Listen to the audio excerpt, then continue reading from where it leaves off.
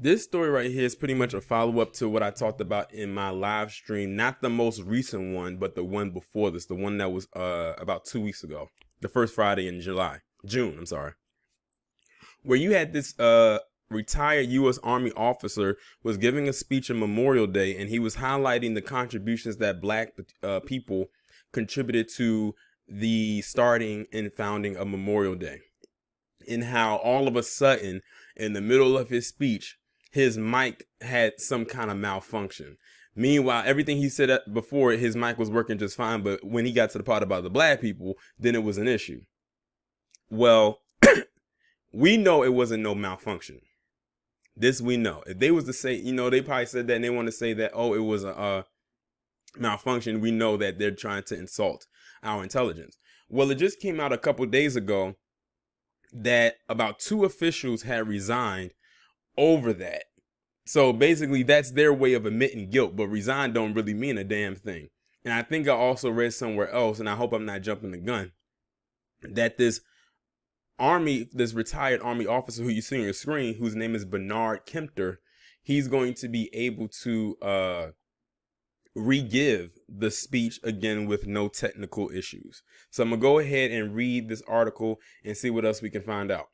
Both organizers of a Memorial Day ceremony have now resigned under pressure after they silenced a retired U.S. Army officer's microphone while he was talking about how free Black slaves honored fallen soldiers just after the Civil War.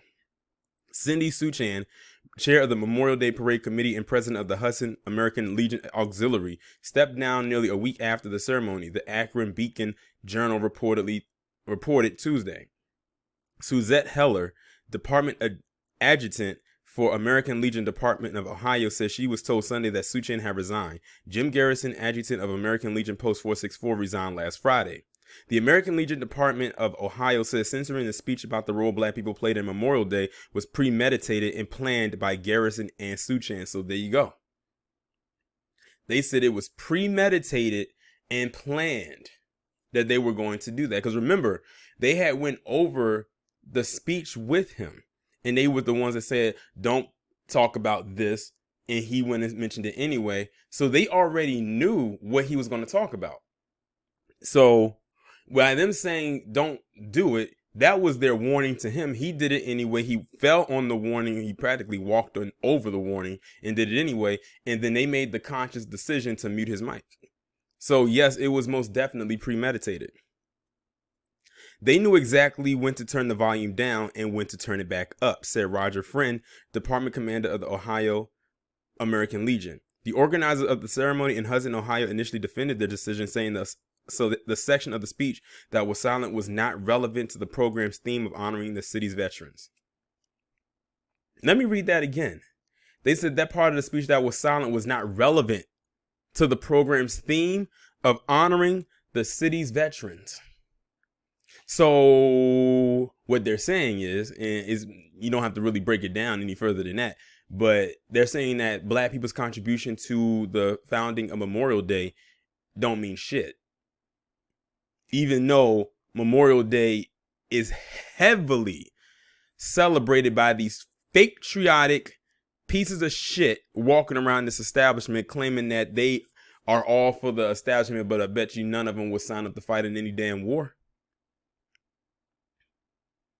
But because it has Black people attached, we can't accept that. It has no relevance. Those are their words.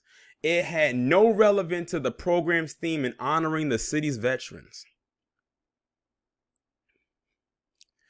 In the days before the ceremony, Suchan says she reviewed the speech and asked retired Army Lieutenant Colonel Bernard Kempter to remove certain portions.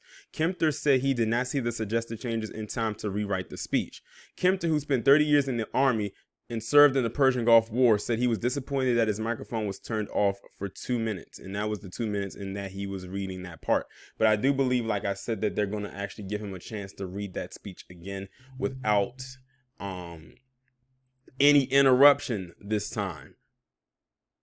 But yeah, those two and a lot like them are some fucked up people. For real, to be quite honest. They had no relevance to today's theme in honoring the city's veterans. That's what they said. No relevance.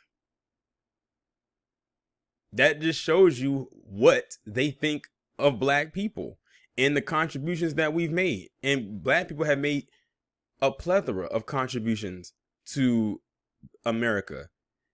Hell, the major contribution was free slave labor that we have still yet to get paid for, as far as the descendants of American chattel slavery. And someone had made an interesting point. I forgot who it was. If black people, I think it was Professor Black Truth.